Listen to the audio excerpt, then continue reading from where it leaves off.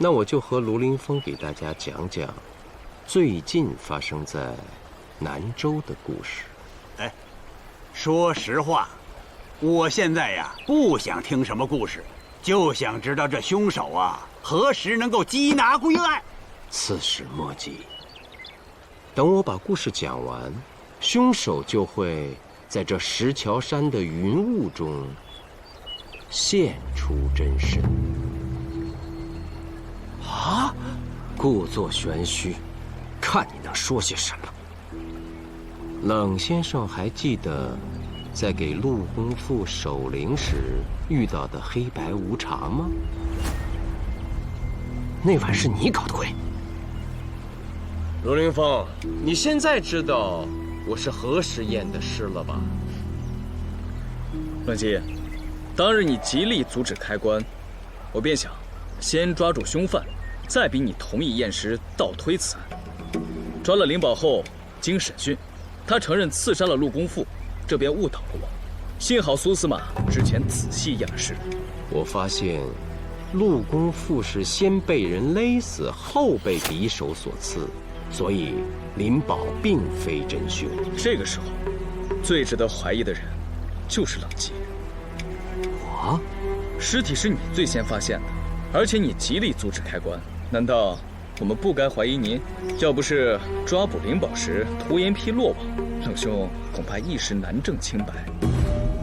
我叫涂延丕，是钟伯奇和冷基雇的我。我只要抓住灵宝，把他带到陆公父的灵堂，交与二位先生，我便能得到4仙钱。接下来，陆离引起了卢参军的怀疑。此人非常想得到石桥图，故而很有可能杀掉图上的人，让欧阳权觉得此话不吉利，迫使他低价出售。另外，陆公父的琴确实是被他偷走的，但他没有行凶时间，此人如今在押南州狱。我也怀疑过欧阳权，他羡慕名士，一心想成为南州第5子，但由于其商人的身份，每每被4子所轻蔑，因此心生怨恨是有可能的。查探以后发现，欧阳权也没有行凶时间。在我一筹莫展之时，熊刺史帮了我。若不是您邀请我参加湖心亭的宴会，并让我带上义妹喜君，此案还真有可能成为悬案。裴小姐，我义妹喜君自幼学画，尤善人物。她发现谢公2子就是15年前石桥图上对弈的童子，而那个行凶的老仆也曾出现在图上。画上之人一个一个亡去，所以我才怀疑颜元夫也是死于非命。承蒙刺史信任，允许开棺。我在验尸时发现，元夫兄的头上有个小孔，在他的发髻间，我找到了这个。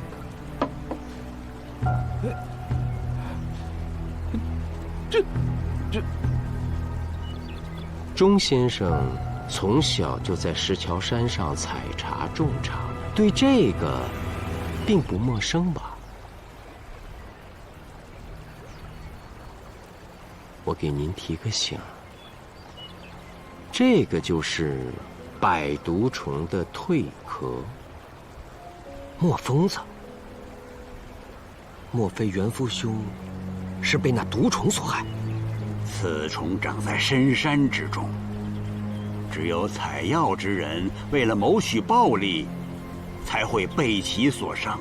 颜元夫一直待在自家中，这怎么可能啊？那是因为有人从替药铺收此毒虫的黄老手里买走了2只。黄老一开始以为是游方的僧人，可事实上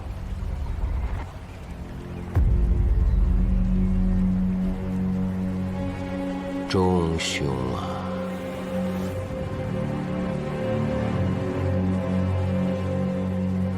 怎么？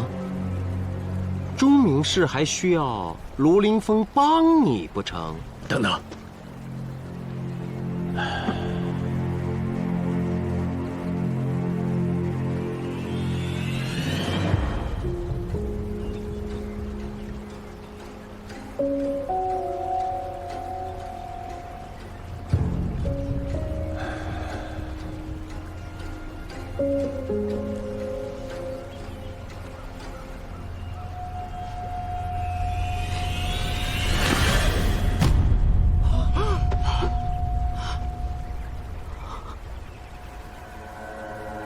兄长，你……原来明氏是个秃子！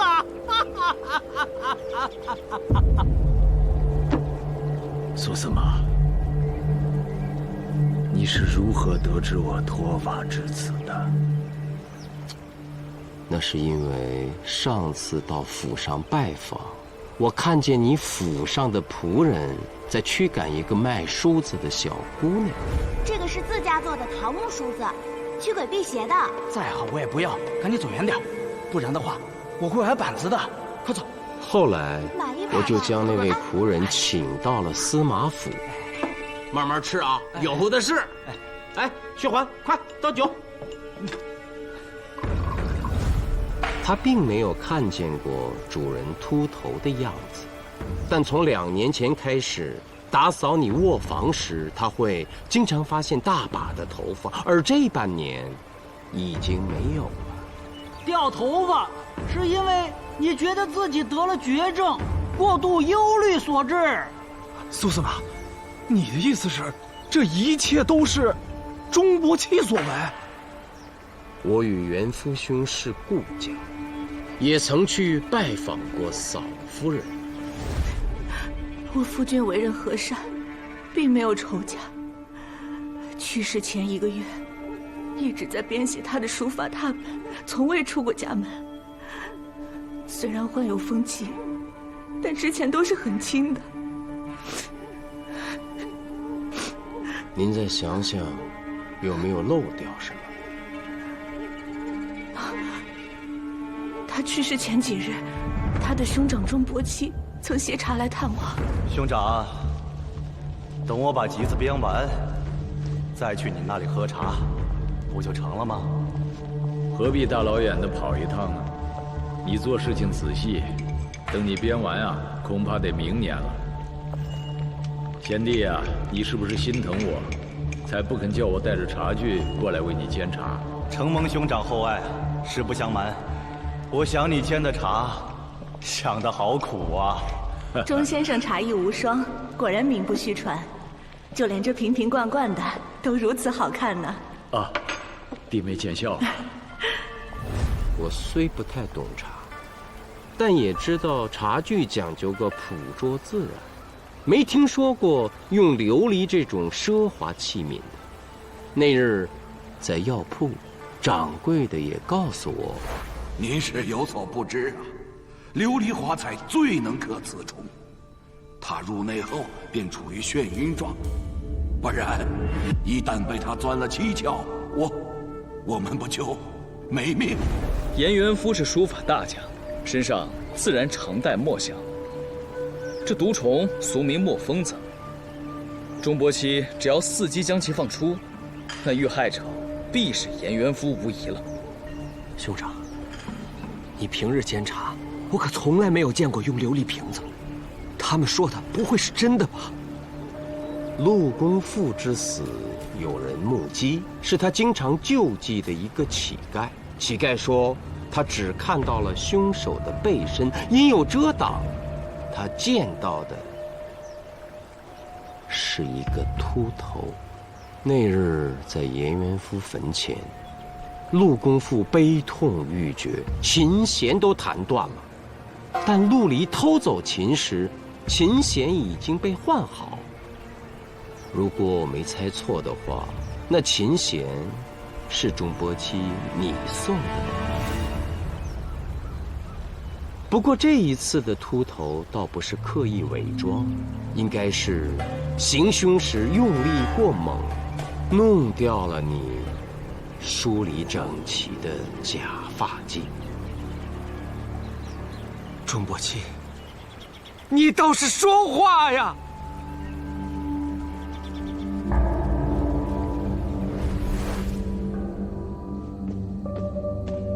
贤弟，看我给你带什么来了？这可是绝好的琴弦呀！还是兄长体贴入微啊！不会辜负你古琴圣手的美誉的。好，换上吧。来，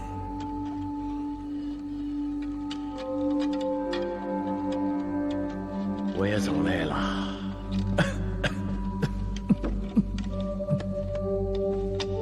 等你换好了琴弦，我要听贤弟弹奏一曲。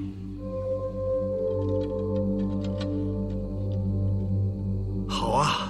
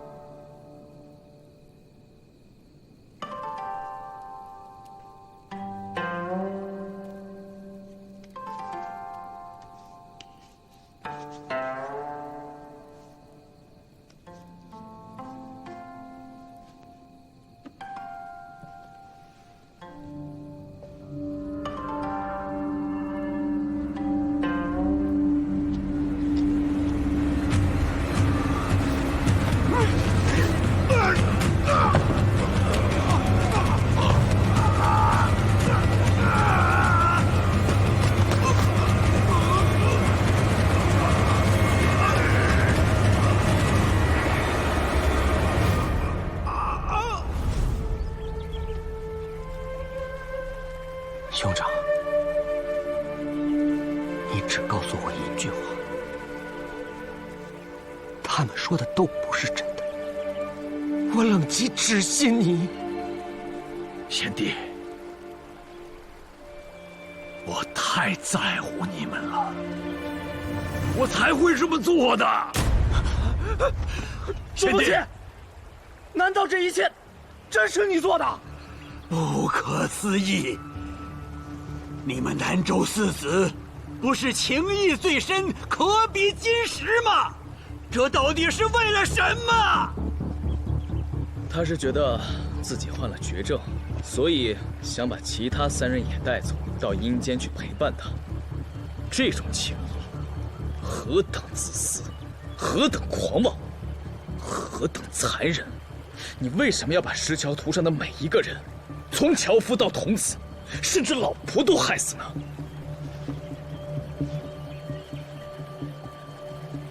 樵夫，我们找到樵夫的时候，他似突发疾病跌下了山崖，其状甚是痛苦。你用的是什么毒剂？我不过送了他一件新衣服而已，黑色的，且用墨汁浸泡过，连带还有另外一只百毒虫。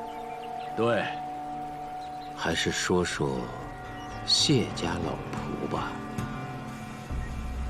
他是自己送上门来的，谢公让他送请柬给我，我请他入室喝茶。只不过，我点起了他内心复仇的怒火。这些人看似无足轻重，只是一幅画上的点缀而已。但是如果缺了他们，这幅画就不完美了，不完美。钟伯奇，你疯了！你就是个疯子！你就不怕在九泉之下，元福公夫找你算账吗？贤弟，我得的是绝症，我最多只能活3个月呀。我死之后，与你们3人将阴阳两隔，我在地下受不了，你们在人间也会受不了啊。所以我决定，我要把你们其他3子都带走，我们南州4子在黄泉路上作伴。还可以一起听琴、喝茶。住口！你太可怕了！我可以成全你，但我至此不是为了追随你，是恨我自己有眼无珠，与你这样的人结交。我再无脸面苟活于世。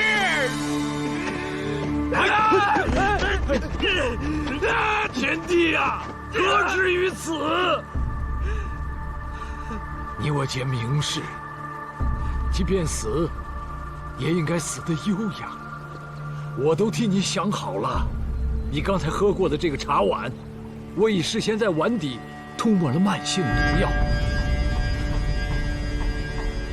贤弟，贤弟啊，四子当中你最年轻，兄长最为疼爱你，所以不会让你过于痛苦。一会儿你走的时候，一如黄昏暮色慢慢降临，你会看到很美的景象。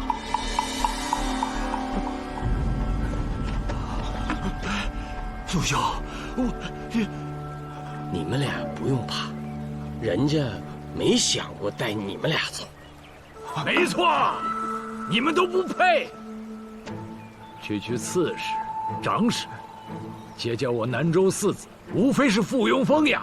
但在我的眼里，你们还不如石桥图上的草木。苏无名，嫡公弟子，名不虚传。陆林峰，你曾是金吾卫，护佑过天子，倒也有几分手段。可是诸位啊，我钟伯希如今是大事已成啊，诸位奈何不得我吧？哈哈哈哈哈哈！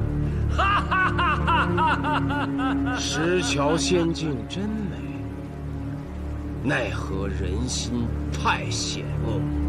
若不是刚才我趁你去迎冷极之时互换了茶碗，你就真的得逞了。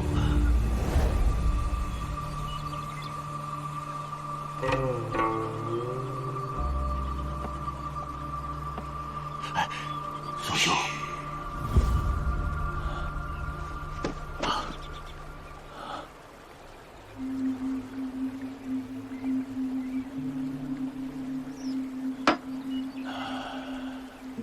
直到此时，我才明白苏兄的举动是为何。你这是救了冷极一命啊！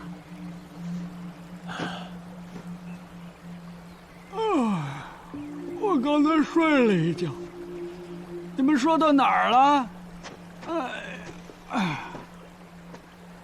钟伯期呀，钟伯期，你得的根本就不是绝症，只是南州偏荒，庸医误诊。实不相瞒，我已在南州最大的药铺假冒坐堂郎中好几日了，跟你同样的病患，我都看了10几个了。我保证可以帮你治好你那个咳血的毛病。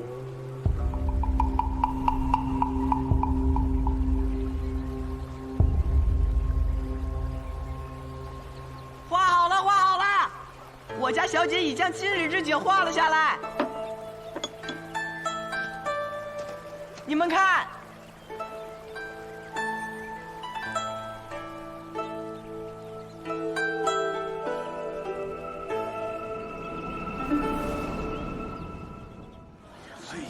原来杀人犯是钟伯期，他真的杀了那么多人呐！啊，这就是所谓的名士呀！哎，看来南州再无名士了。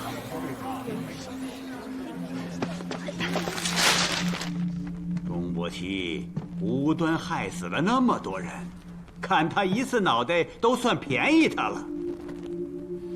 可那个欧阳权居然撕了告示，我怀疑他呀得了癔症。什么？欧阳权撕了告示？这是何时的事儿？就在刚才呀，吵吵嚷嚷的，说不准任何人损害南州四子的名士声誉。我已经派人把他押回了家，并让家人严加看管。坏了！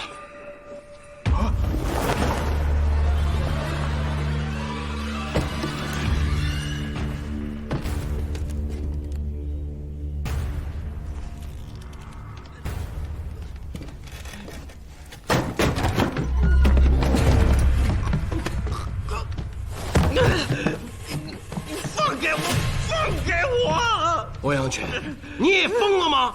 你们为什么拦着我？为什么呀？难道你们不应该乘人之美，让我到九泉之下与周伯期、颜元福、陆公府结成新的次子吗？你以为你只有这样做才能成为名士吗？还能如何？我是个商人，就算有家资1万，还是被人看不起的。你放开我！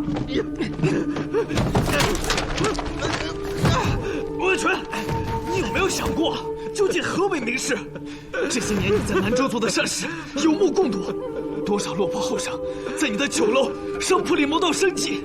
不管是否是鸡年，你都会在年关的时候打开自家粮仓，将米稻发放给州里的穷苦人。你怎么知道？为了查清案子，我难道不走访民情吗？是啊，你所做的一切，南州老百姓都记在心里，而你的这些作为，才是真正的名士胸怀。在我眼里，你比石桥图上面那些人更配做名士。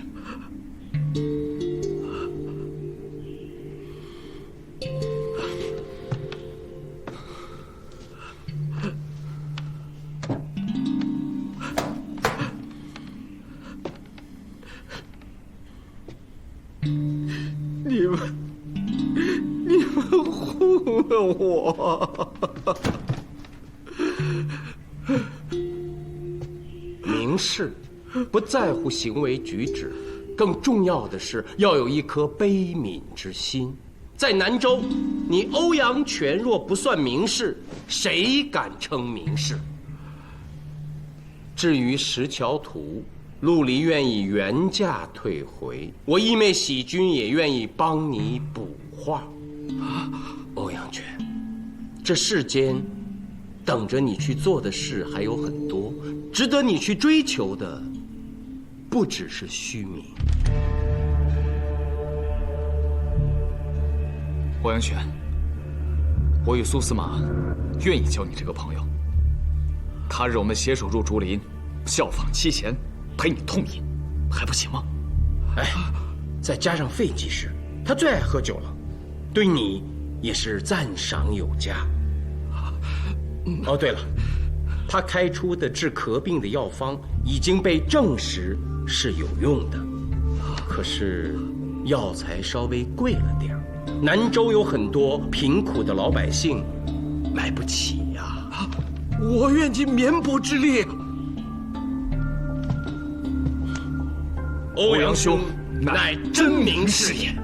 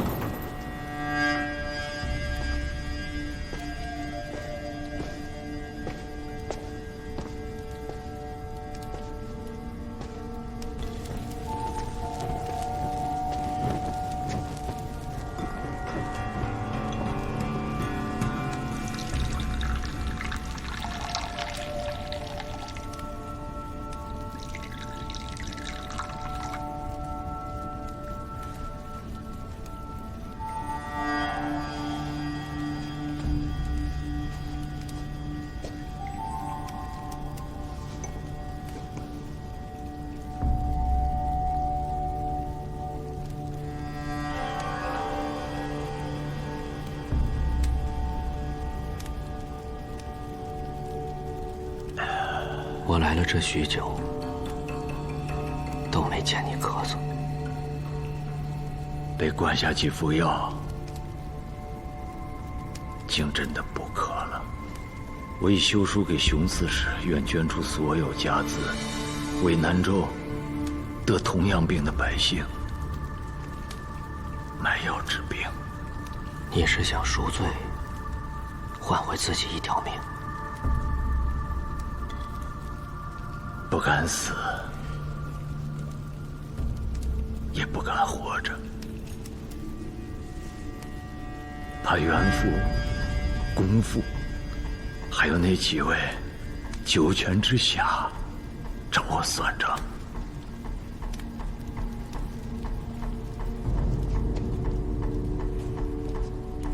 天地之间，人鬼两途，何处是我钟伯期的归宿啊？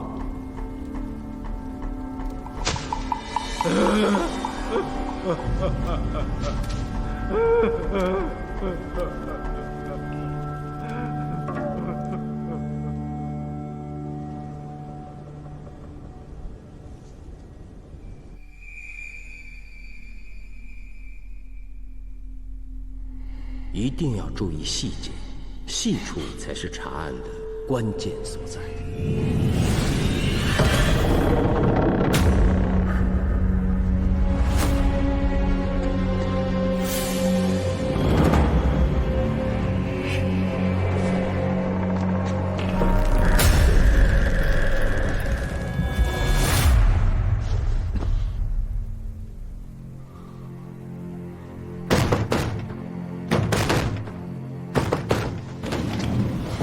怎么了？找到新线索了？飞爷，你出来。甘棠义，我们漏掉太多线索了。那个刘十八身上有鬼。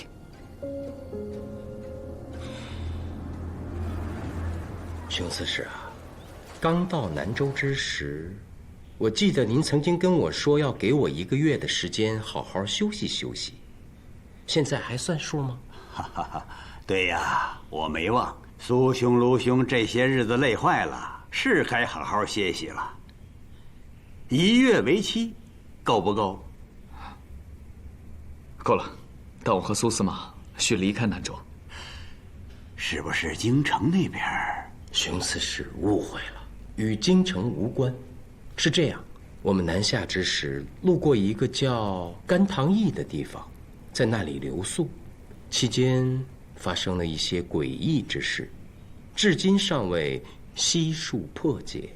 我们想回去一探究竟。甘棠驿，说的是甘棠县境内的驿馆？正是。哦，那甘棠县令王乃龄是我的同窗，为人正直，做官勤勉，很是得民心。我可以给他写封信，有什么事啊，他一定会帮你们的。哎呀，那就多谢熊刺史。哎，细君啊，你给为兄出主意，看看我怎么改变一下，能让之前见过我的人认不出我来。剪掉胡子。啊？这不行。我觉得挺好。你年纪并不大，却整日装成老夫子，剪掉胡子，全天下就没人认识你苏司马。可我，裴小姐，那我呢？粘上假胡子啊？可上哪儿去找呢？卢将军只要告诉我喜欢什么样的胡须即可。哎，你随我来，给我站住！就这样。好说，保准做的跟谢大哥的美髯一模一样。什么呀？你无需知道。哎，就没有别的办法吗？距上次甘棠驿冒险仅1月有余，义兄若不剃掉胡须，即便是剃光头发，也一定会被人认出来的。我们又不像殷十郎那样会易容术啊。有道理，舍不得胡须，抓不着鬼。就听义妹的吧。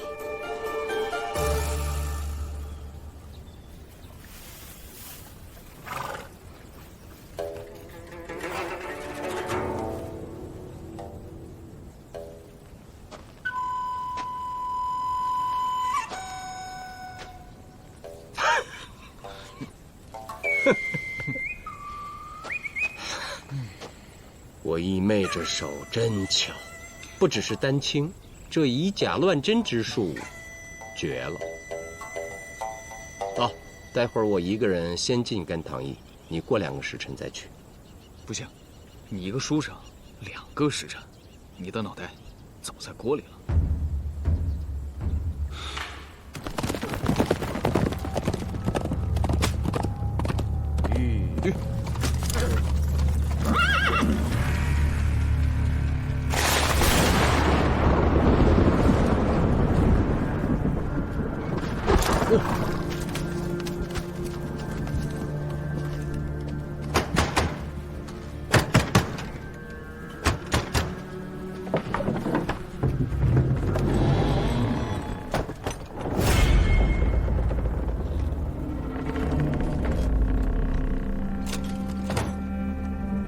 你是何人？你叩我大门，却问我是谁？报上名来。小的刘18。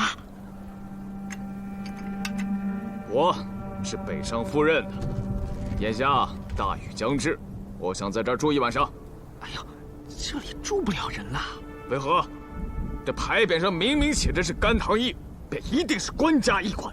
啊，这里已经废弃了，新驿啊在10里之外，要不您去那里投宿吧？啊，废驿？那你为何住在这里？我看你的穿着，明明就是个异族，有什么理由拒我于门外？我是8年前来甘棠驿做异族的，3年前这里废弃，我就无处可去，便以此为家，不可吗？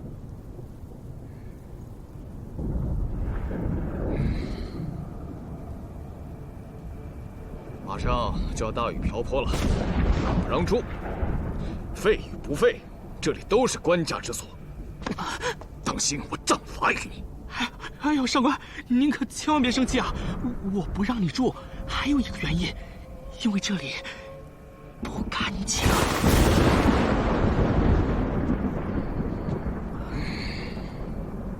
有什么不干净的？上官定有阅历，一下就听明白了我的意思。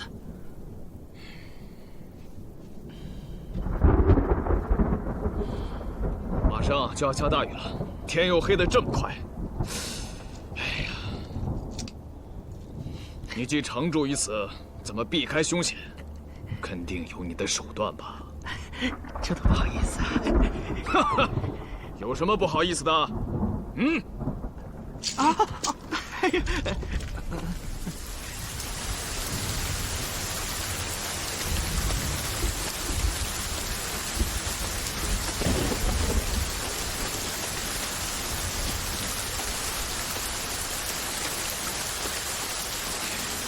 ！18，给本将军送点酒来，再来只鸡。哎呦，真不巧，前2天让黄鼠狼把那鸡都咬死了。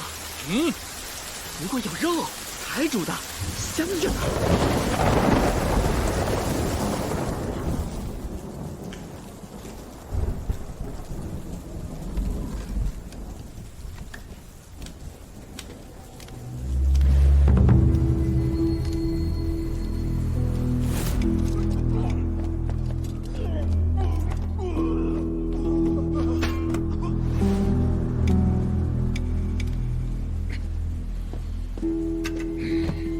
18，本将军有个毛病，从小就只爱吃鸡，若是没有，便只能青菜果腹了。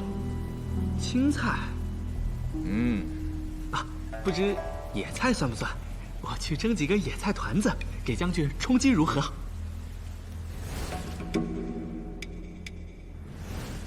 哈哈哈哈哈！也好，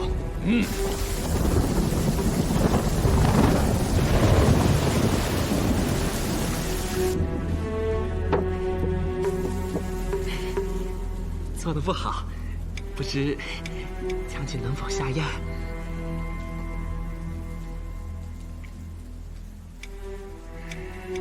还挺香。您能下咽就好。要不要一起吃？不了，我吃肉吃惯了，还是觉得肉香些。猪死荒野，连鸡都没有。你吃的是什么肉？山猴子。啊？甘棠驿背后的大山，绵延百里，山中有怪兽，名曰山猴子，常来骚扰。我便在山脚下设了些圈套，逮到了，便煮来吃。那怪兽可是人形？那怪兽可是人形？非也，其头若野猪。那为何不叫它野猪呢？瘦，它瘦，它比野猪瘦多了，还那腿又长一些。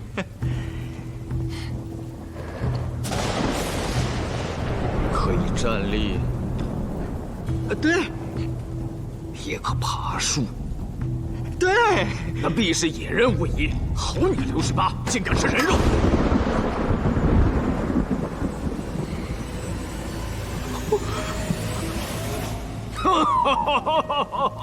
看你面上，谅你也不敢。是啊，是啊。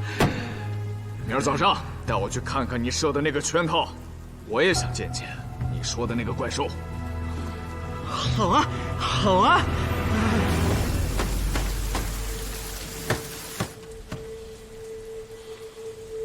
好像有人来了。哎呀，不呢，这荒野废役的来您一位将军，一说偶然，还怎会再来人呢？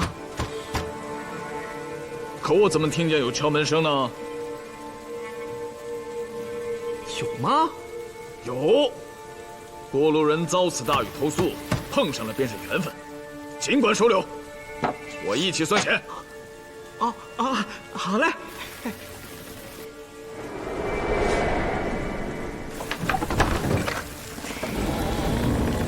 南州凌云观马不同求宿一晚。此役废，新役染在10里之外，去那里投宿？且慢！实不相瞒，我怀里抱着的乃名震长安的大画师张轩的成名作《石桥图》也。此画价值连城啊！若被雨浇了，我可没法向公主交代。我这项上人头都抵不得此画的一角，求小哥收留，也算救我一命。只是这驿馆不干净啊。没事儿，我可以自己打扫。不是这个意思。莫非有鬼？就是啊，那就更不怕了。我在观中专修降魔伏鬼之术啊，我可以帮你驱除恶鬼，还不收钱，可好？哎，既然你非要住，那就依了你。不过，先前来了位大将军，脾气有些古怪，你可一定要小心啊。了然。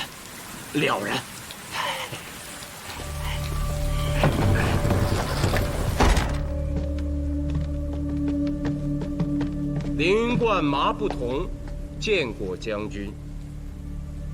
马不同，道士。我收回我刚才的话。将军，这是何意啊？哎，也没什么。哦，你要吃点什么？贫道过午不食，不像某些酒囊饭袋。说谁？我乏了，这右上房空着呢吧？我先睡了。站住！大胆道士，本将军在此，你还敢抢右上房？哼！贫道此去长安是给公主送画的，你凭什么跟我争啊？公主，我奉命北上，为天子驻守边关，你拿公主吓不到我。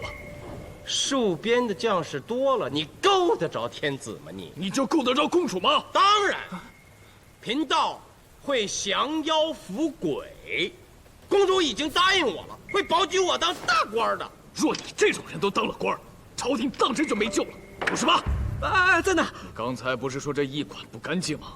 让这道士血洒于此，以后你这驿馆也就干净了。哎！别杀人，别杀人！我害怕呀！你这道士，你怎么敢顶撞大将军呢？哦，好，我不跟你争，我住左上房还不行吗？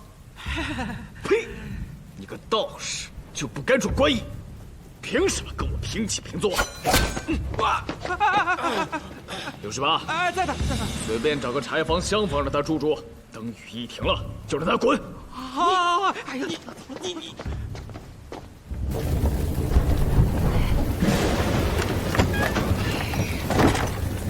哎呀，你在这种武夫面前逞口舌之快是要吃亏的。你告诉我他叫什么名字，我要在公主面前告他的状。好，回头我帮你打听仔细了。我带你住右厢房第1间，那个屋很宽敞，比上房不差。待会儿我再拿下好酒给你暖暖身子，消消气儿。你这一族倒是懂事儿。他日我若是富贵了，我不会忘了你啊！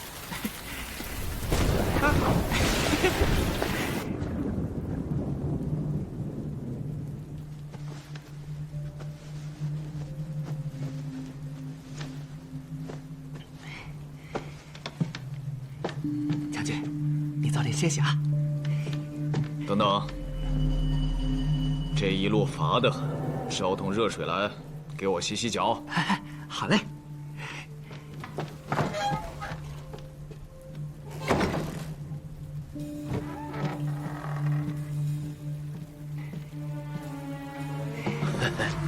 还有酒，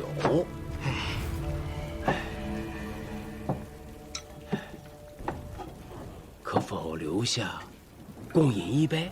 哎呀，不行啊！那将军还要洗脚，喊我伺候呢。此人如此跋扈，最好今夜就让他遇见鬼。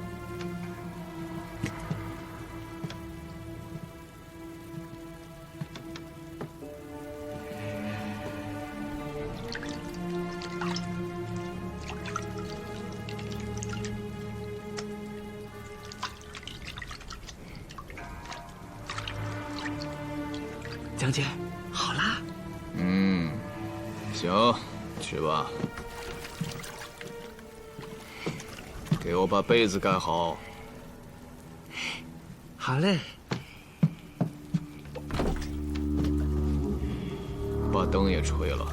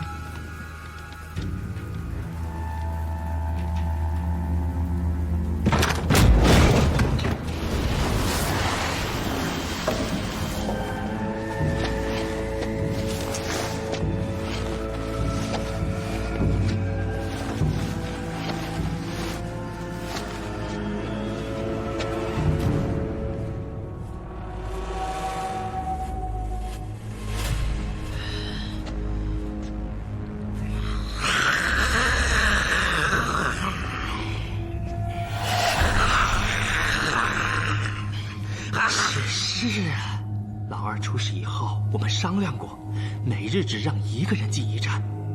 可这个道士虽然是后来的，但他手里的那幅画值钱的很呐。咱们兄弟熬到头了，只要拿着那幅画去长安卖了，我们就再也不用过这种日子了。这个有钱，看看袋子里面是金是银。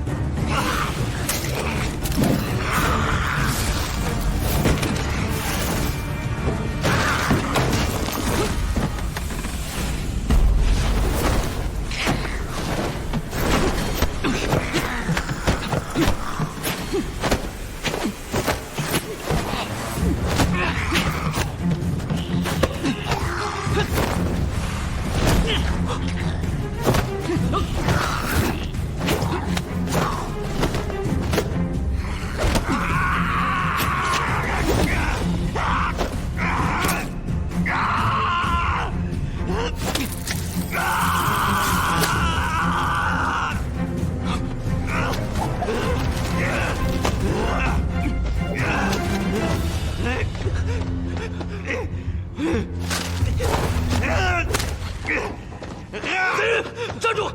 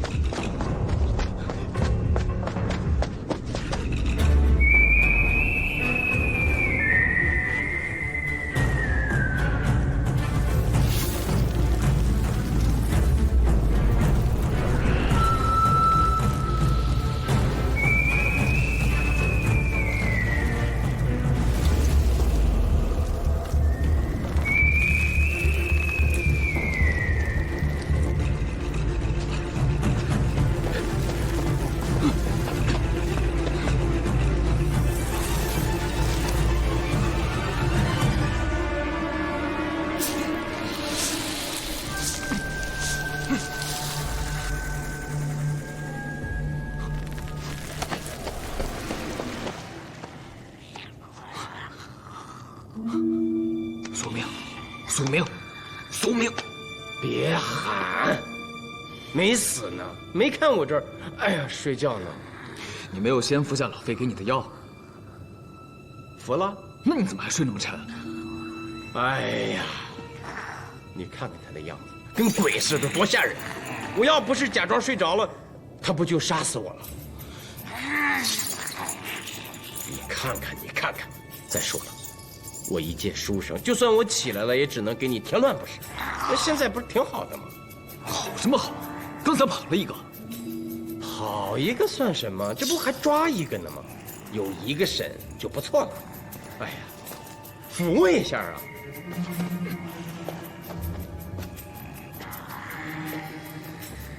我是新任南州司马苏明，你叫什么名字啊？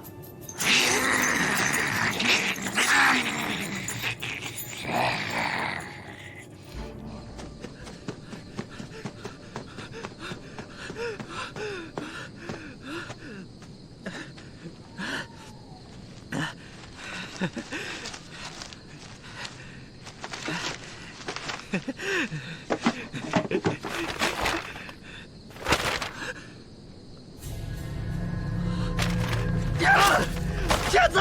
骗子！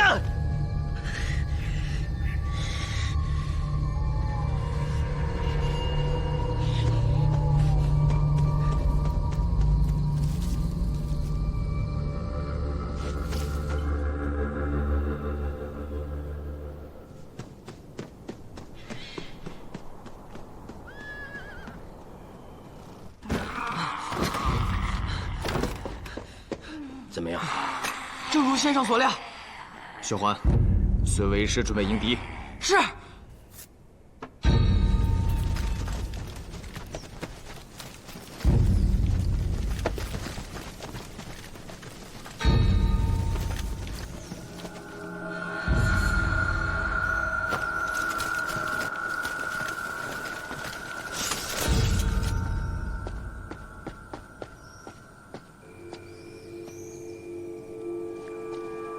苏县尉别来无恙啊？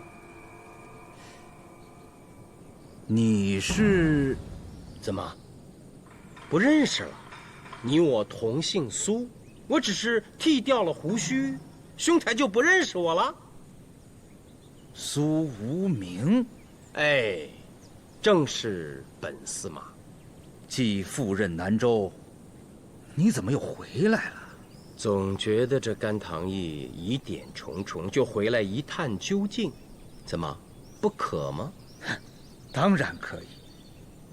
不过，这可是我的管辖之地。我知道，所以正想问，那个刘18兄台是怎么处置的？甘棠义在押，他有没有交代这几年到底杀了多少人？已有供词，与你何干？那些被杀的人，应皆似上次的余都尉，他们出行随身都会带不少财物吧？那些财物去哪儿了？哪有什么财物？苏司马重返甘棠义，就是为了本不存在的黄白之物嘛。不存在的黄白之物？那清河崔氏以美玉传家，被杀的崔无忌身上一定有吧？刘17何在？他们说的美玉，我怎么没见到？苏县尉，小的不知道那东西值钱，没拿来孝敬您。您快把那几个人给收拾了，我们兄弟继续为您效力。你给我闭嘴！哦，你叫刘17啊？那屋里的那个怪人就应该是刘19喽。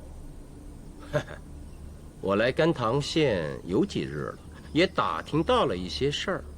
刘18的父亲本是苏县尉手下的班头，3年前就死在甘棠驿，死因不明。苏无名，你要插手此案，不可吗？轮不到你。此案诡异，这姓苏的更诡异。司马的身份应是编造出来的，将此3人一并拿下。是。且慢。姓苏的竟然有你这等无赖！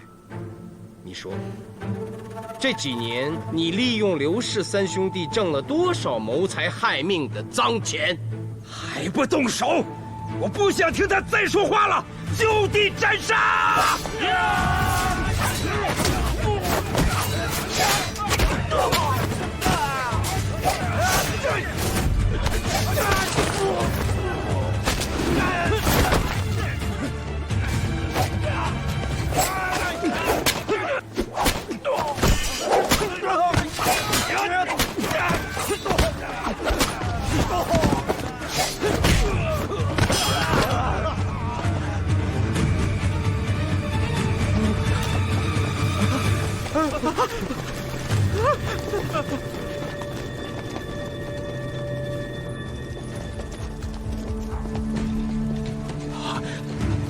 哎呀，县令，怎么把您给惊动了？快，把这几个人住口！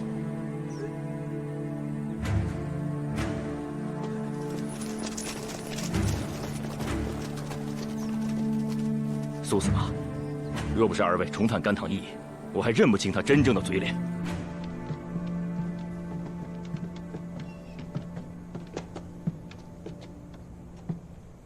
虽在我甘棠境内，但此案，请苏司马代审。多谢王兄。请。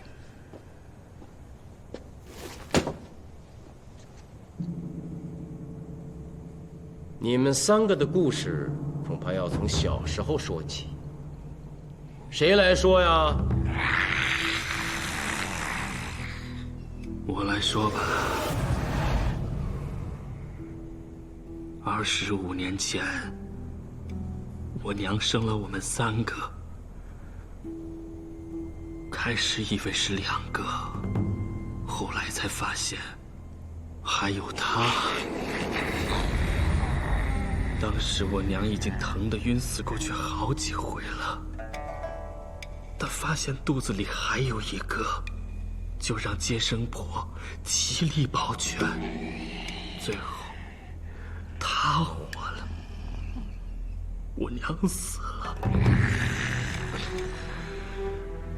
她生下来就怪异，5岁了还不会说话，也不会站立行走，每日就在地上爬来爬去。不知我爹是听信了何人谣言，说他是个妖怪，就把他扔了。家里就剩下我们2个，2个都多。当时要是连你一起扔了，岂不是更好？后来的事儿，我听你们的老邻居跟我说了一些。67，你从小就不学无术，爱骗人，再大一点儿又开始偷东西。你父亲在县械做事，常常因为你的偷窃遭到别人的羞辱。终于在你13岁的时候，他忍无可忍，把你撵出了甘棠县。哼，那是因为我卖了几个小丫头，他怕不把我撵走，小丫头的爹娘会过来打死我，还会连累他丢了差事。原来当年拐卖幼女之事，是你一个13岁孩子干的。对呀，老天爷负我奇才，你个老头子佩服吧？当年此案震惊甘棠，你坑害了多少人家呀？68，这件事儿你知道吗？知道，我后悔当时没向官府告发他。我是你亲哥哥，告我？你还是不是人呢？你才不是人！你偷走家里所有的积蓄，那是父亲用来供我读书的。读书有个屁用！有这么个爹，再读书也改不了命。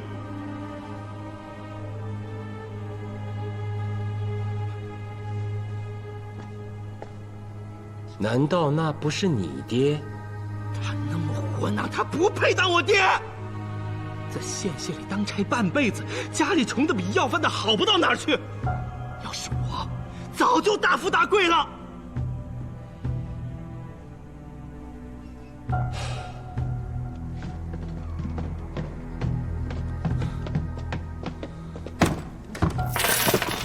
苏县尉，这是我刚才搜出来的，是刘师七私藏的赃物，没上交给你这个救命恩人。甘棠驿曾有个老异族，死后连尸体都没有找到，应该也葬身于蟒蛇之口了吧？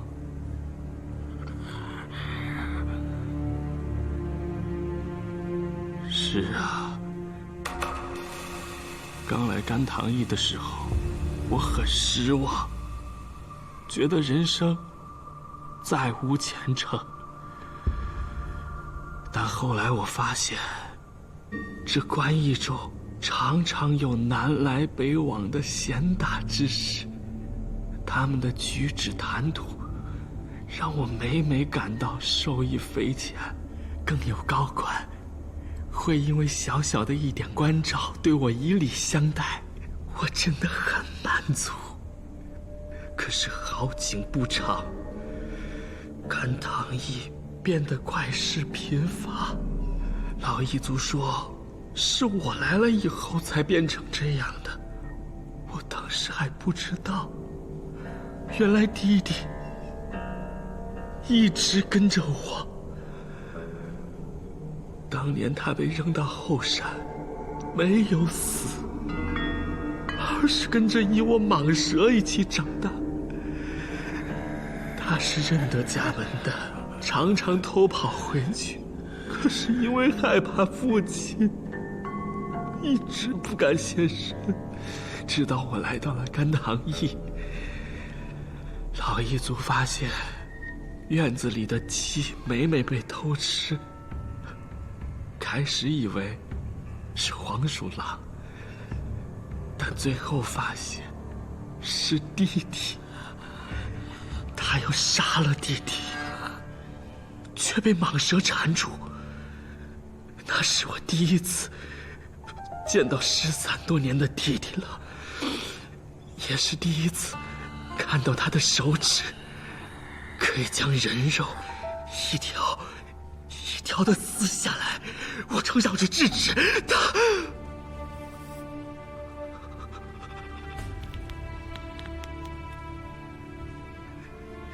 他咬掉了你的手指，那是误伤。当时后悔极了，眼睛里流了好多血。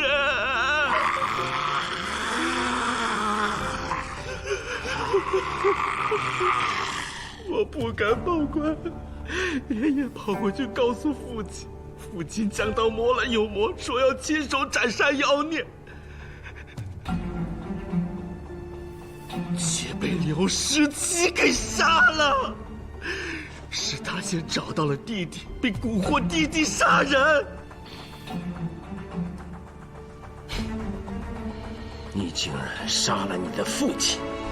我13岁时没有那么大力气，不然怎么能让那个老东西活那么久呢？畜生！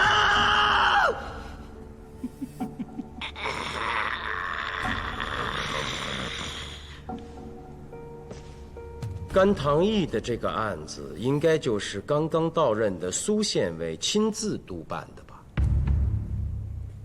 我见这三兄弟可怜，就说那2个人都是死于蟒蛇之口，这有何不对？哼，你是为了借甘棠义，让他们3个替你谋财害命。这5年来，刘十七向你上交了多少财物？都记在了这个上面，是刘18记的。苏县尉啊，你知道我是从什么时候开始怀疑你的吗？是我们第1次见面的时候，当时正是深夜，可你一听见是甘棠义的事儿，就故意没有带当值的捕手，而是带来了你的亲信。就是现在外面那些被压着的人。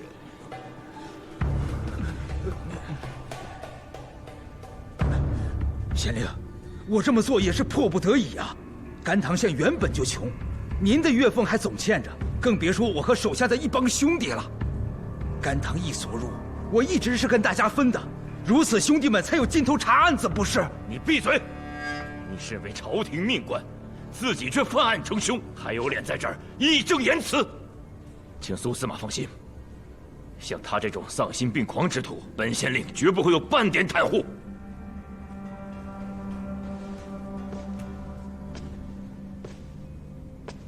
刘十七，你背着苏县尉攒了这么多金银财宝，却贪得无厌，不愿早日逃脱。若刘18被抓之后你跑了，我还真不知道到哪儿去找你。苏无名，我怎么没有早点把你认出来呀？我要早知道你是上次坏过事的苏无名，我就应该让刘19将你撕碎活吞了。你杀了自己的父亲，刘18仍念及你们的兄弟之情，虽不情愿，但他还是跟你们一起留在了甘棠义。他一个人担下了所有的罪名，就是为了保全你和刘19。你心里有没有惦记过他？有没有跟苏县尉谈谈条件，为你的兄弟讨条活命？没有，他早该死。那老头子从小就对他偏心眼儿，我恨死他了。在甘棠义这几年，要不是他从中作梗，我们杀的人更多，我们抢劫的金银财宝也更多。我娘当时要是只生我一个该多好啊！我这么聪明，还讨得女人喜欢，我一定能过上大富大贵、潇洒快活的日子。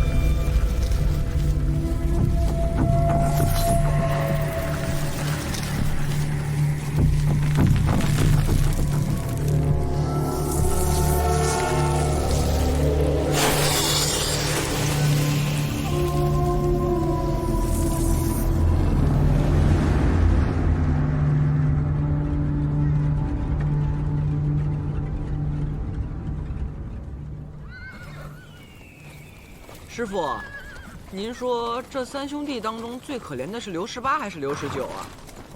你这半晌没说话，一直在想这件事？是啊，我从小穷苦，没想到这世上还有比我更苦之人。王县令是个好官儿，那刘十八并未伤过人，也许可以保住一条命。苏子曼，你在想什么？哎，我在想，不出10日，我们便可到南州。若到时，我这胡子没长出来，我这副面皮让人看着，我得多尴尬。那我们就快马加鞭，8日之内到达。我倒是要看看苏大司马有多尴尬。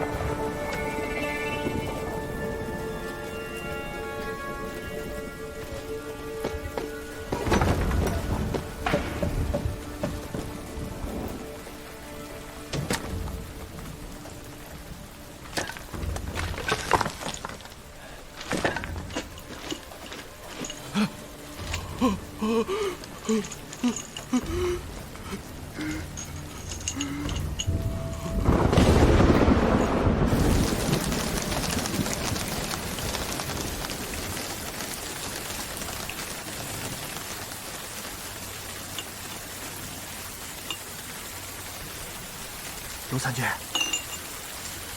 你有心事啊？我心里有事，你哪只眼睛看到的？这次熊刺史把您请回来，继续当司法参军，我哥俩都替您高兴。是啊，我俩都愿意跟着您干。我陆林峰在这天天下雨的南州，还有什么事可做？哦，我听明白了，您是嫌这南州爱下雨。其实也快了，再有半个月。什么？1个月？黄梅天嘛，还要1个月？这黄梅天最适合的就是喝酒、睡觉、做梦。我感觉我整个人都要发霉了。要不一会儿找酒馆喝点酒去？哎，好呀，好呀。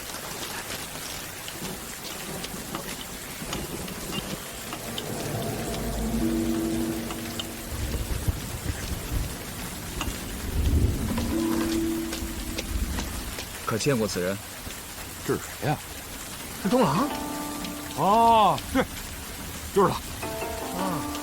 他是何人？乞丐，打小在南州街上乞讨为生。可有偷窃前科？没有。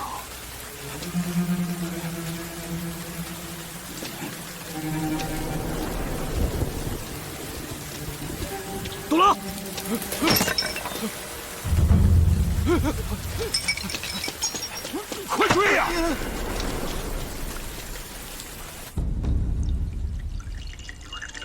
还真不是他偷的，那些宝贝被藏在隔墙之中，应该是修建文庙的人存放的。啊，对，那文庙修建的还挺气派。文庙是谁修建的？无名氏。啊，是这样的，10年前啊，有人出了一大笔钱，在这南州城内的小石桥山的山脚下修建了一座文庙，但是出钱的人不愿意公开身份，所以大家都说是无名氏。听说是个老者，早已作古，没有后人。香火可望，建成之初还行，后来就没有什么人去了。哦，近3年有2个举子在那里读书备考，问过了，也都跟这些宝贝无关。这个东虽未偷窃，但见财起意，想据为己有，也真是可恶。他还赖着黄梅天，说下雨没法上前乞讨，饿得天天做梦，梦里都是大富大贵，所以他认为那些宝贝是他自己的，这不胡说吗？一张子20，让他仗上教训。啊。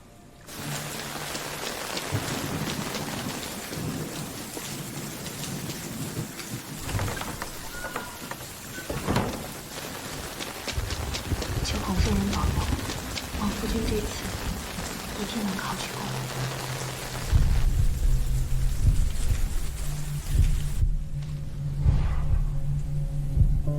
别念叨了，过来，喝醉了。我可不胜酒力。再说了，我要是喝醉了，如何回家？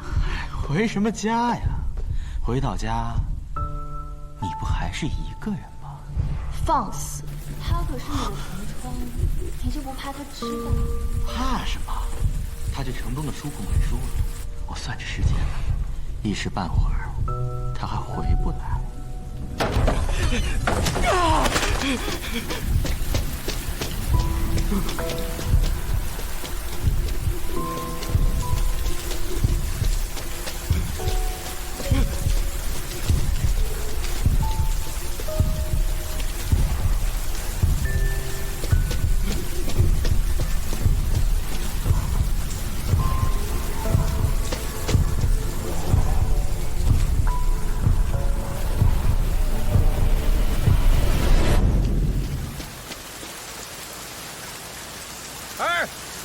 读书人，你手上有伞，怎么不给自己打上？就算不遮住自己，也要遮住怀里的书吧。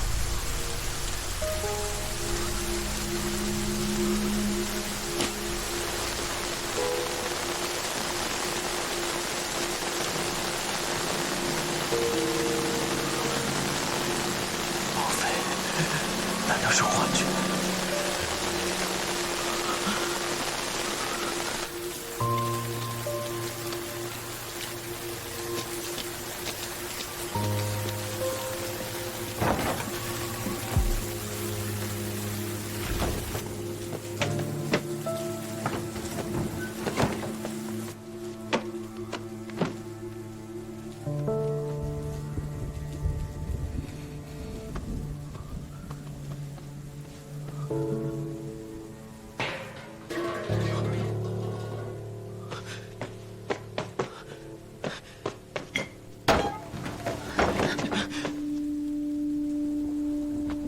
是你啊！你怎么在家呢？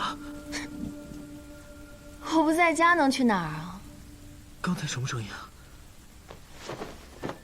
喏，你不在家，我睡觉时就把它放在床上，万一进来贼，我就把它踢下去，可以把贼吓跑。我刚才听见动静，还以为……谁想到是你这个贼？什么时候回来的呀？鬼鬼祟祟的。我刚回来。还知道回来啊？你干脆一直住在文庙算了，省得明年考不中又赖我。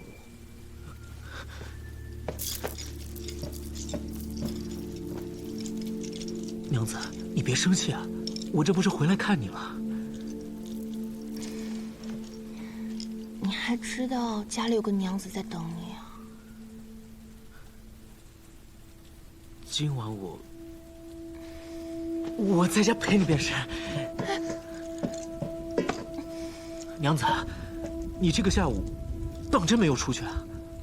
这下了整日的雨，怎么出去啊？我一直都待在家睡觉呢，就是好像做噩梦了。回头我给娘子买一把桃木剑，挂在床头，看哪个小鬼还敢惊扰娘子。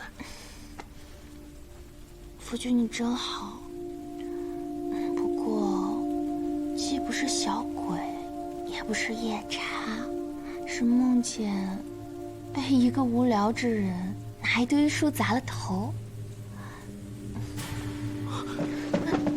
拿书砸了头？是啊，我就是做梦去给你送衣服，可你没在庙里，我就顺便去祠堂拜一拜孔夫子，保佑你明年可以金榜题名。却不知被哪儿来的狂徒从窗户扔书进来砸中了头，到现在还觉得疼。